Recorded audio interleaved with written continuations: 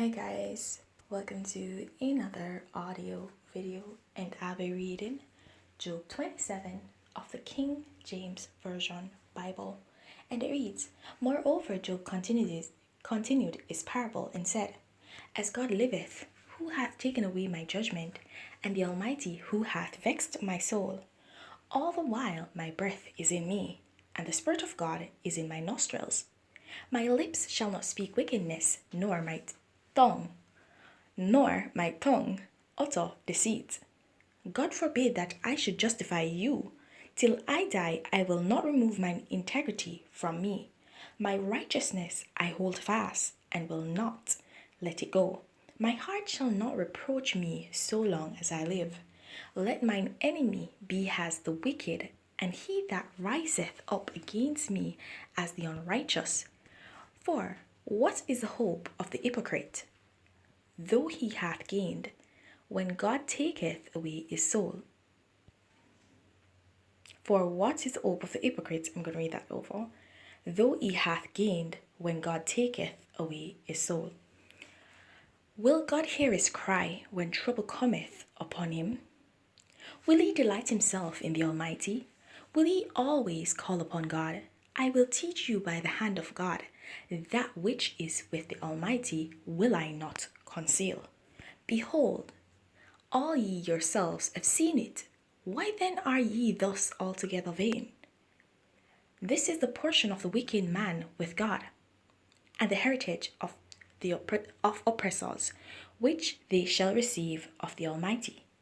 If his children be multiplied, it is for the sword, and his offspring shall not be satisfied with bread.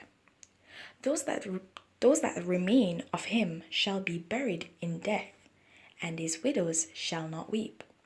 Though he heap up silver as the dust, and prepare raiment as the clay, he may prepare it, but the just shall put it on, and the innocent shall divide the silver. He buildeth his house as a moth, and as a booth that the keeper maketh. The rich man shall lie down, but he shall not be gathered. He openeth his eyes, and he is not. Terrors take hold on him as waters. A tempest stealeth him away in the night. The east wind carrieth him away, and he departeth. And as a storm hurleth him out of his place. For God shall cast upon him and not spare. He would fain flee out of his hand. Men shall clap their hands at him, and shall hiss out of his place. Alright guys, so Job has continued to speak on wicked men and what they will actually reap. Okay, so even though it seems as if they prosper on the face of the earth, and even though it may seem to men that they are living a life basically full of joy and laughter, that underneath the surface they are just gathering, heaping up offenses on their heads, offenses on their generations to come, offenses against God. Okay, and they're not reaping any benefits here. They're basically dwindling away.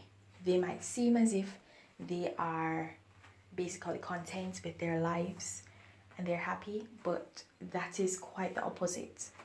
And if you realize, a rich man, my pastor always uses this analogy, and I like it because it's so true. And I mean, a lot of people don't look at it this way, but I think we need to re-examine the whole situation. When we see rich individuals, we find that they are so caught up with watching their money, where their money is going, how their money is being spent, what their money is being what their money is being used to develop, how they can actually increase their wealth. They do not have peace of mind. Their peace of mind dwindles every day, every single day. Their peace of mind dwindles. So as their fortune grows, their peace of mind is basically being edged away little by little until there's basically none left. And no matter how it is that they eat, and you would think that they're full. They're not full. And it's not just talking about physical eating. I'm talking about where they are actually gaining the things of the world. Sorry guys, of the world. Things of the world. Okay? And as they continue to gain riches and gain mansions, gain businesses, gain business relationships, every earthly thing that we consider to be marks of success, right? And stepping stones of success. These things, they're acquiring these things, but they still hunger for more. They hunger for more riches. They hunger for more, for more basically good standing. They hunger for more power. They continue to hunger, so they eat. They continually eat, but they cannot feed their hunger because they're continually hungry. Because what they hunger for, they do not really know. They think they hunger for wealth. They think they hunger for power.